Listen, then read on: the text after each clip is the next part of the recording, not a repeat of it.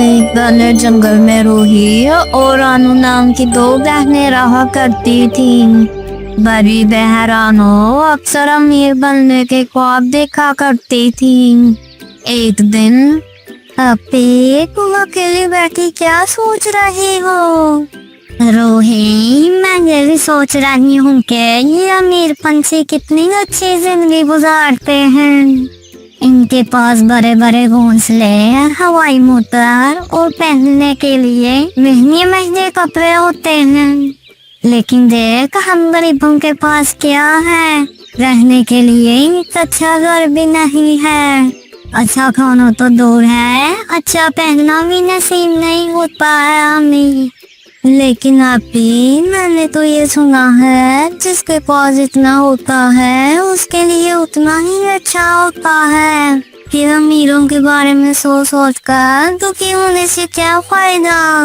अपने पास जो है बहुत है, ज्यादा खाओ मत देखा कर। तो देखना रूही, एक दिन मैं एक बड़े राइस पंछी से शादी करूंगी। फिर मेरे पास वो सब कुछ होगा जिसे मैं चाहती हूँ। इसी तरह वक्त गुजरने लगता है। एक दिन रानू की माँ उसे आकर कहती है, देखो रानू, मैंने तुम्हारा रिश्ता तय कर दिया है। पंछी रईस है लेकिन उसका रंग काला है। माँ, मुझे काले और गोरे से फर्क नहीं पड़ता। मुझे तो बस राइस पंछी से शादी करनी है। रानू शादी के लिए तैयार हो जाती है और जल्दी उसकी शादी उस राइस कौवे से हो जाती है। एक दिन रानू अपने हवाई मोटर से अपने मायके आती है। आपी, तुम ससुराल में खुश तो हो ना? ये मैं अपने ससुराल में बहुत खुश हूँ। मेरे ससुराल में बहुत पैसा है। देख, मैं कितनी महंगी हवाई मोटर में आई। अब इधर उधर जाने के लिए मुझे उड़ना भी नहीं पड़ता। अब तुम भी किसी राइस पंछी से शादी कर ले और मजे से जिंदगी गुजार। आपी, अगर मेरी किस्मत में किसी राइस पंछी से शादी लिखी होगी तो हो ही जाएगी। मेरे सोचने से कुछ नहीं होगा। तू तो बड़ी बेवकूफ है रूही, जब देखो नसीहतें करती रहती है। चलना, मैं ससुराल जा रही हूँ। तुम अम्मी का ख्याल रखना।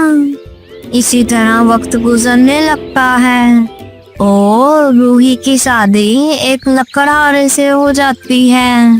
तब उसकी बहन मजाक उड़ाते हुए कहती है, रूही, तूने ये क्या किया? तूने शादी की और वो भी एक लकड़हारे से। वो तुझे पहनने के लिए क्या देगा? वो रहने के लिए उसके पास बड़ा घर भी नहीं होगा। खैर, तू परेशान मत होना। तुझे किसी भी चीज की जरूरत होगी तो तुम मुझसे मांग लेना। आखिर मैं तेरी बहन, मैं तेरी सारी कमी को पूरा कर दूंगी। आपी, आपने मेरे बारे में सोचा, मेरे लिए यही बहुत है। लेकिन मेरे सो जो भी कमाते हैं, मैं उसी में बहुत खुश हूँ। वो सब तो ठीक है रूही, लेकिन तुझे कभी भी किसी चीज की जरूरत पड़े तो तुम मेरे पास जरूर आ जाना। मेरे पास बहुत पैसा है। अगर मैं उसमें से थोड़ा तुम्हें भी दे दूंगी तो मुझे कोई कमी नहीं होगी।